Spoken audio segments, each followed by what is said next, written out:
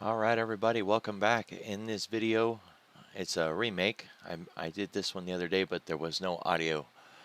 So we're going to do it this time, try it again. So this is a 0-day discussion.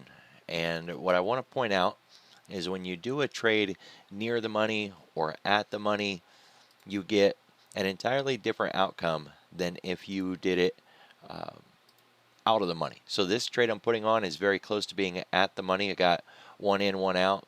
Could be argued, that maybe I would want to get something a little bit better. So, let's just keep them 5 wide for the discussion. Here's $5 wide, and since it's the SPX, trying to get 250 may be a little unrealistic, but we can try it. And then on the other side, I want to go like out, right? We hear a lot of those wannabe YouTube gurus talking about a 10 delta, so let's put on one of those. We'll go out to like a 10 delta, and we'll just be really far out of the money. Okay, so the 50% trade, the one that was at the money, just filled. Now we're going to get this one that's really far out of the money. We're going to use the short above the 10 and the long at the 10. That way we can at least get 50 cents in credit. Let me lock that 50 cents in. All right, so now we got at least one trade on and one that's working. We need to know, what's my break even? Well, when you build a trade, these verticals, you can get the break even on Thinkorswim by hitting the confirm and send and reading the material right there. So 43.22.5. Where does that number come from? What if your broker doesn't have that? We take the short leg, 43.25, and we subtract the credit from that, and that tells us what our break even is, 43.22.5. So we can go out and we can put that on the chart, 43.22.5. And we're going to make that one kind of stand out a little bit. I don't want to move the one that I've already got on because I actually have a live trade somewhere else, and I don't want to lose track of where that break even is. So in this trade that I just put on, we need price to stay above that green line, and if it doesn't stay above that green line, then we're going to start to lose. The interesting thing is about these 0-day trades is when you're at the money or you're near the money, if they begin to win or lose, it happens almost immediately, and the price action kind of informs you like, hey, this isn't going to work. But the ones that are really far out of the money, those will begin to lose immediately, and you still won't know if you should shut them down or not. So let's try to get this one out of the money filled again. I'm going to go ahead and take whatever it offers because I really want it to get filled. There it is. So we got filled in that one at 40 cents. Now remember, we take the short leg and subtract that. So it would be 42.84.60. Right? That's the break even on that. Just to check, we can go in and do it again and check that dialog box. 42.84.60. So let's go ahead and write that down.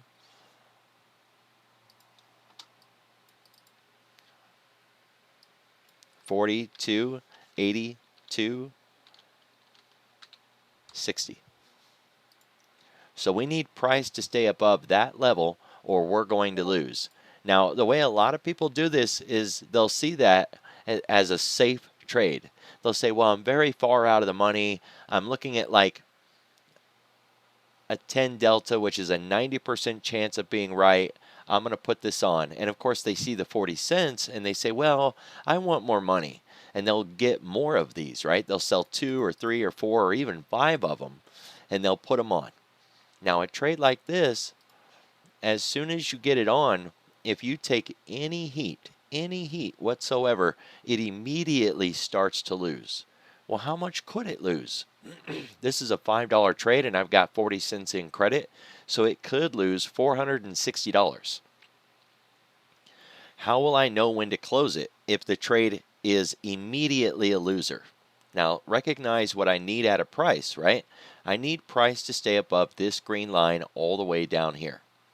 So if it immediately starts to show me a loss, how do I know that the trade really is going to be a loser at the end of the day and that I should close the trade down? Well, I don't, right? Price could come down and bounce on the low of the day and hold there at the low of the day. It could even come a little lower than that, but still not break below my level, and I would end up being a winner. But what if it does break this low and then it breaks below my break even? Well, by the time it ever gets there, I'm already at max loss.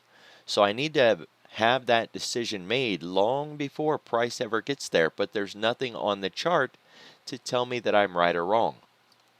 This is why the out of the money vertical spreads, like the out of the money credit spreads, are so bad. They're so hazardous because we just don't know. Hey, should I close this down? It's starting to lose.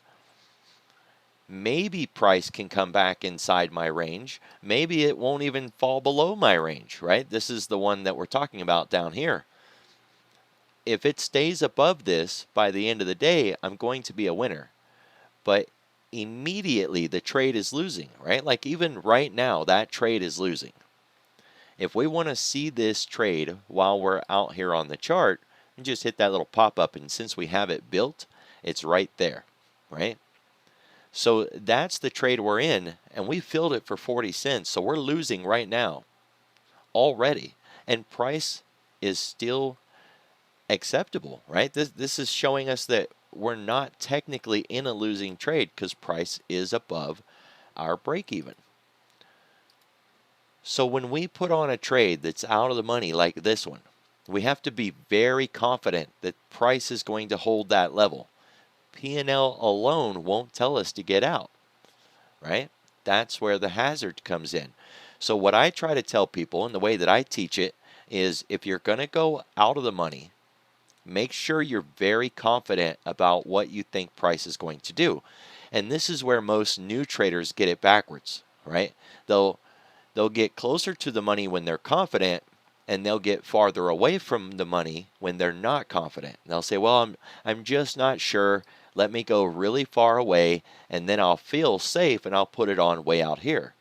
Well, that's completely the wrong way to go. Because if you're not sure, then it could go that far. It could hit you, and you would not know if you should close it or not. Now, see, if I'm really confident about what I'm looking at, say the low of the day, if I'm really confident that it won't break the low of the day, I could go out of the money and I would feel really safe no matter what that P&L showed, right? And as long as price did not break that low, I would still be confident. But if I'm not sure, then I want to make sure I use a trade much closer to the money. I want to get right up in there, and that way, if the trade begins to lose, I'm going to recognize that very quickly, right?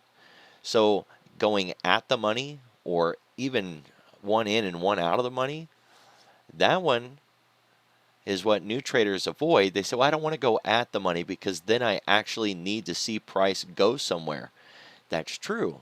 You're going to have to be actually more right about your decision. You think it's going to go up from here, or you think it's going to go down from here, whichever way you're trying to go. But there's more profit in the trade if you're right, and there's less loss in the trade if you're wrong. And so by getting much closer to price, you're in a way better outcome decision than you are if you're very far away. Because the one that's very far away will almost always go immediately into loss, no matter how far away you are. So in this example right now, as long as we stay above this, then we're in a, quote, winning trade at the end of the day. But you can see even right now, the trade is losing, right? This is the current price of that trade. I sold it for 40.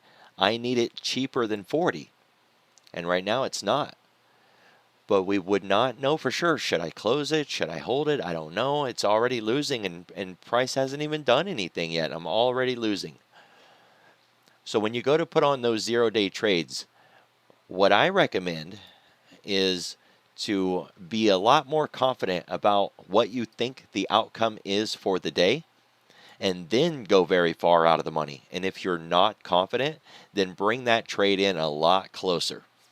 Right now, I told you that 43.27.5 was a number I didn't want to erase because I was currently in a trade, and I am. I'm in a trade right now. So let me bring that over, and I'll show you what that live trade looks like. And we know it's live, it's a real trade because Tasty doesn't have paper. Okay, so I sold that to open for $750. I'm in a $15 wide trade, and 7.5 and 7.5 makes 15, so I got it very close to at the money. And my break even is that line that we were just talking about, 43.27.5. By the end of the day, I need price to be above that level. Now, it's not above that level right now. I'm not in a winning trade, but I'm still very confident about the trade. And since I built it at the money, if I'm wrong, I have a lot of solutions that I can go to besides just taking a horrendous loss. For this trade that's very far out of the money, it's risking a lot of money. And I have no way to be able to make that profit back because it's only going to, for max profit, the most I could make is $40. And that would be me holding it all the way to the end of the day and trying to get every penny of that $40. But on the other hand, if I get things out of control, I could absolutely lose $460 in that one. This other one that's at the money, now I made it bigger, but I didn't have to. The smallest we could have made it is 2.5 and 2.5, which is what this green line is right here, where it says 43.22. Now that one is this one right here. We built it at the money, one in, one out, and we filled it for $2.5, and our break even is right there on the screen, and price is underneath our break even, so that one is losing right now. But how much is it losing by? Right? We can come in and we can ask that question. We sold it for $250. What's it worth right now? Oh, $275. So it's just barely down, right? It's barely down at all. So this is one thing that I recommend for all of you to do if you're going to do a 0-day trade. Go to paper and deliberately put on a very far out of the money and then a trade right at the money. And look at both of those. Watch how they're valued through the day and kind of get a feel for the way that they're moving around. If you want to see both of them at once, change the single order down here to first triggers sequential, and then add that second trade by using your control key. So I'll hit, with no button pushed, I'm going to hit the short one. Now I'm going to hold control and add the long one. And now you can see I have both of those trades built down here. And when I'm out on this chart, I can see both of those trades moving live. Now, I don't want to fill those trades. I just want to look at them because they're already filled, right? I just want to see what their value is right now. If you wanted to, you could have built them backwards and said, well, I just want to see what they're going to be worth when I go to close them, right? So if we created the opposite side and then say we delete that one, whoop, hopefully I didn't lose them all. Yeah, there they are. And then we can say, well, I want to look at the opposite order of this one, and then we delete that one, and now we've got the buy sides instead of the sell sides. But still, on both of these, we can see what their right now real value is, and we can monitor the trade. If you go to paper and you do this, having no fear that you're actually going to lose any real money, you can see what they do in paper. Draw your break-evens on the chart. Take the time to actually tell a story on that chart, right? Draw your lines, explain, use a box if you have to, right? Make the box here and show it green, and then make the other box and show that one red. Give yourself some visual clues. Tell a story in that chart explaining what it is that you're trying to do, what you need at a price to be successful or profitable in that trade, so that throughout the life of the trade, while you're watching it in paper, you've got a very clear visual about what's going on. How much are you up? How much are you down? And I think you will learn a lot from that and have a more informed decision about the 0 day when you go to put it on. This time, should you go near the money or at the money, or should you go far away from the money? All right? Don't be scared of price. Build your trades in a way that offers you the most money when you're right, and offers you the least amount of loss should you be wrong, right? So that's what I got, guys. Hopefully this video helps you out, and I look forward to seeing you at the next one.